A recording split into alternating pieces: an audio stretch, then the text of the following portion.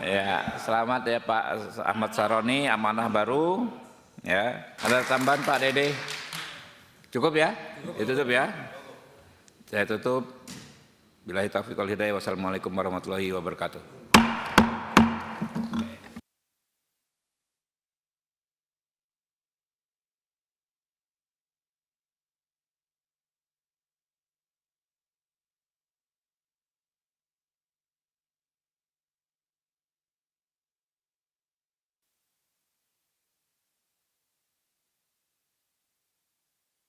Pak Ketua dan teman-teman, rasanya aneh kalau kenalan lagi ya.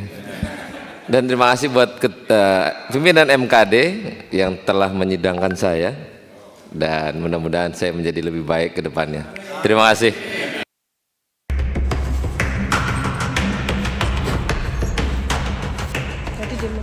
7 unit rumah hancur akibat ledakan petasan di Desa Sumber Anyar, Kecamatan Banyu Putih, Situbondo, Jawa Timur.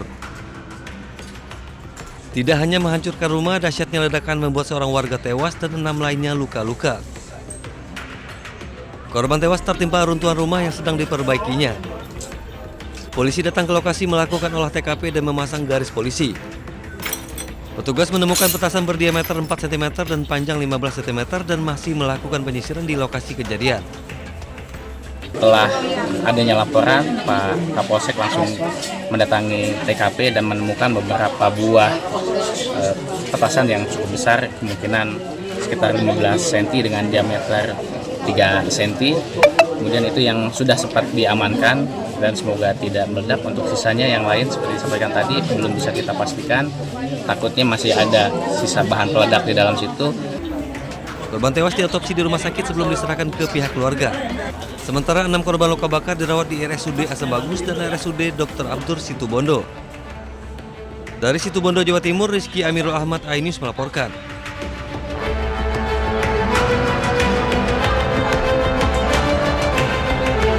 Gerbang tol Karangtengah ini mengarah ke Puri. Ini depan Green Lake City Puri.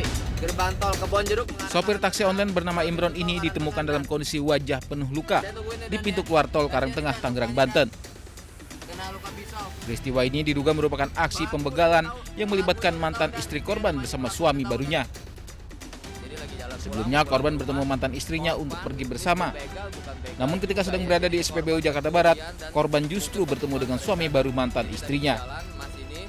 Ketiganya kemudian berkendara di satu mobil yang sama. Di dalam mobil terjadi cekcok antara ketiganya hingga berujung penganiayaan. Korban dicekik dengan tambang oleh mantan istrinya sendiri, sementara suami barunya melakukan penikaman. Dalam kondisi terluka, korban berhasil meloloskan diri dari dalam mobil meski mobilnya dibawa kabur kedua pelaku.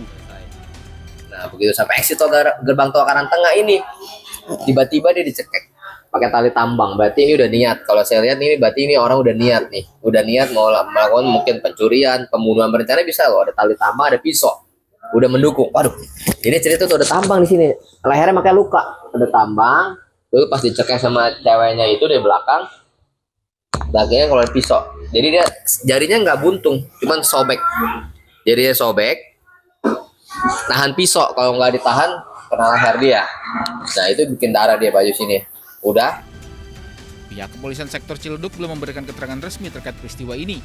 Namun berdasarkan informasi saksi, kedua pelaku telah diamankan polisi. Dari Tangerang, Banten, Sukron, iNews melaporkan.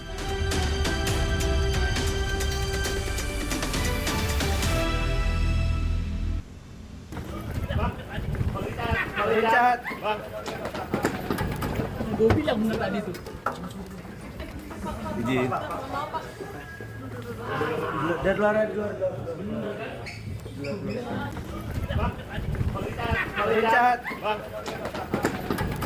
Gue bilang bener tadi tuh. Jadi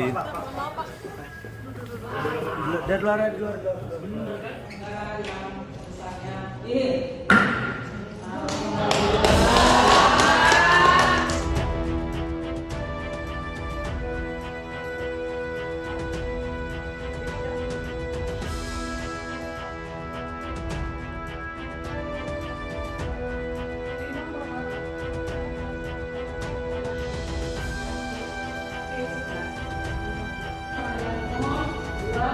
Gimana? boleh di sini aja.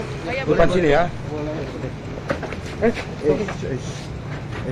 Sabar mas, sabar. Dan malu akan hal itu. Makasih. Mohon supportnya ya. Ya nanti ya, thank you.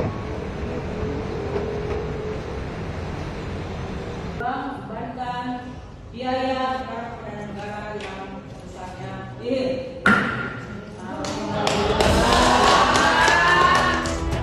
Majelis Hakim Pengadilan Negeri Jakarta Selatan telah memutus gugatan pra-peradilan yang dilayangkan Richard Lee. Gugatan itu dilayangkan sang dokter kecantikan Richard Lee karena keberatan dijadikan tersangka dalam kasus dugaan pelanggaran perlindungan hak konsumen yang dilaporkan dokter detektif atau Doktif ke Polda Metro Jaya. Suasana sidang yang dihadiri Samira Farahnas atau Doktif selaku pelapor pun mendadak riuh.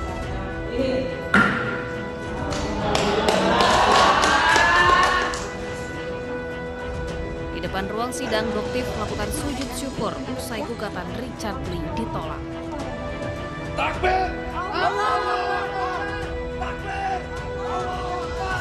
Doktif pun kembali mengungkap fakta baru mengenai dugaan Richard Lee yang ingin menawarkan uang damai kepada pihaknya selaku pelapor. Berapapun itu tidak akan bisa mengganti kerugian masyarakat. Tujuannya dokter di sini mengganti uang masyarakat. Jika kerugian masyarakat 200 miliar dan yang diberikan hanya 50 miliar, 150 miliar itu dokter cari dari mana? Ya, seperti itu. Masa dokter yang kerja untuk mengembalikan uang masyarakat gitu. Jadi kembalikan sesuai dengan apa yang sudah kamu ambil. Di akhir, Doktif berharap Richard Lee kooperatif dalam menjalani proses hukum atas laporannya. Ia bahkan kembali mendesak polisi untuk segera menahan Richard Lee mengingat gugatan pra-peradilan sudah ditolak. Tim Liputan iNews melaporkan.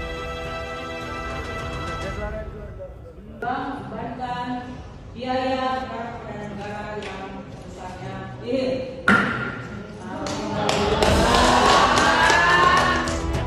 Majelis Hakim Pengadilan Negeri Jakarta Selatan telah memutus gugatan pra-peradilan yang dilayangkan Richard Lee. Gugatan itu dilayangkan sang dokter kecantikan Richard Lee karena keberatan dijadikan tersangka dalam kasus dugaan pelanggaran perlindungan hak konsumen yang dilaporkan dokter detektif atau Doktif ke Polda Metro Jaya. Suasana sidang yang dihadiri Samira Farahnas atau Doktif selaku pelapor pun mendadak riuh.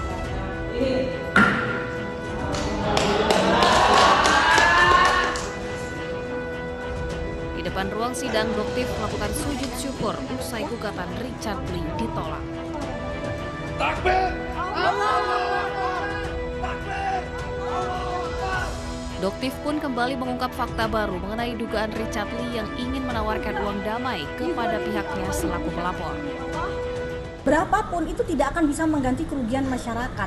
Tujuannya dokter di sini mengganti uang masyarakat. Jika kerugian masyarakat 200 miliar dan yang diberikan hanya 50 miliar, 150 miliar itu dokter cari dari mana? Ya, seperti itu.